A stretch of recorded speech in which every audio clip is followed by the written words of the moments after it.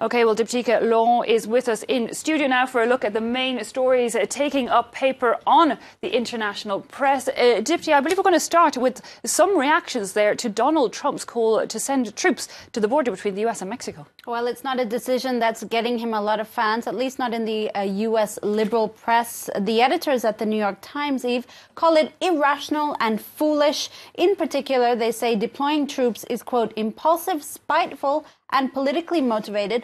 Furthermore, they accuse Donald Trump of being increasingly, quote, desperate to find ways to compensate for his failure to deliver on that promise to build that big, beautiful wall on Mexico's dime. Now, Donald Trump has boasted, of course, that this plan to put troops on the border is an extraordinary plan. It's something that he alone has come up with. Well, the Washington Post says not so much. In fact, they remind us that Presidents Barack Obama and George Bush Jr. routinely deployed National Guard troops to the southern border.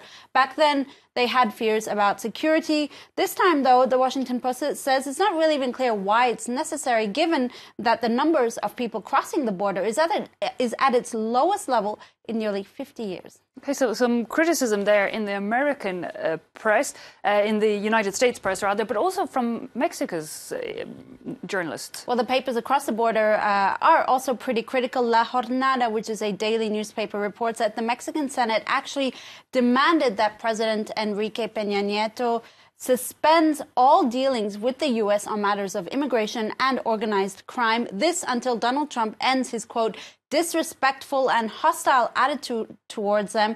The paper slams what it calls Trump's behavior based on prejudice and fake news, I'm quoting there. A cartoonist from another paper, Reforma, pokes some fun at the situation. You see in this cartoon former President Felipe Calderón, who's been a vocal critic in the past of the idea that Mexico would ever pay for the wall. Well, here he is saying to the U.S. soldier, what exactly are your intentions, young man? A little patronizingly, as you see, the Mexico does have the upper hand, even if Donald Trump is trying to deploy his quote-unquote heavy artillery to the border. Even though it's making them look somewhat smaller in that cartoon. Exactly. The topic of immigration, of course, an international one, and it's also making the front pages of some of the papers here in France today. Well, Libération, you see, this man is on the front page of Libération. He is Gérard Collomb, who is France's interior minister, and he's going to be presenting his plans for immigration reforms, notably tackling France's influx of illegal immigration. They're rather controversial plans to defend his reforms. He's spoken of, quote, regions in France being submerged by the influx of asylum seekers, something that's not really gone down too well with the opposition parties in France. For Libé, the minister is on the offensive. Il monte au front, but it's also a play on words. You see the word front has a capital F, this in reference to the far-right National Front Party. So is he sort of pandering to the far right? Well, that's what Libé is sort of insinuating. Anyway, in their editorial today, the paper accuses Collomb of exaggerating migrant numbers.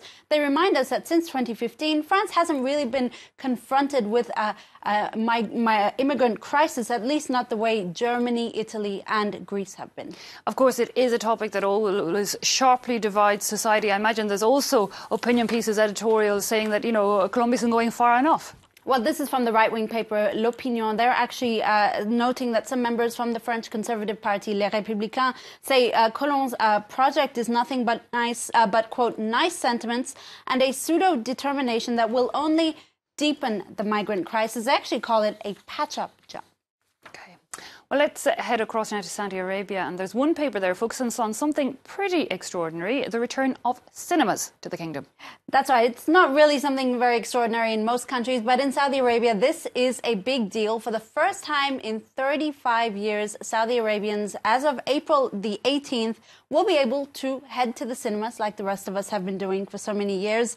The first cinema is due to reopen or open on April the 18th, as you see from the front page of Arab News, which is a Saudi paper. It is, of course, part of a larger reformist drive by the very youthful Saudi Prince Mohammed bin Salman. He's trying to shake off his country's draconian image and sort of court the international community once again. You might remember in the past he's allowed women to start driving and made other progress on other fronts. According to Gulf News, the cinema will not segregate men or women, which is a good thing. And the first film to be played is Black Panther, a Disney production. No surprise realized then that he met with the CEO of Walt Disney, Bob Iger, during his US tour. Okay, so they won't segregate women and men. I assume then women will be allowed to go to the cinema there. That's a hope. And of course, women allowed to go to the cinema in Saudi Arabia, the cinema opening, and there could be also a new role for women in movies. Steven Spielberg is even coming up with the idea of making Indiana Jones Indiana Joan. That's right. This story comes from People magazine. Steven Spielberg's iconic archaeologist Indiana Jones, of course, played by Harrison Ford, could possibly be renamed Indiana Joan in future movies.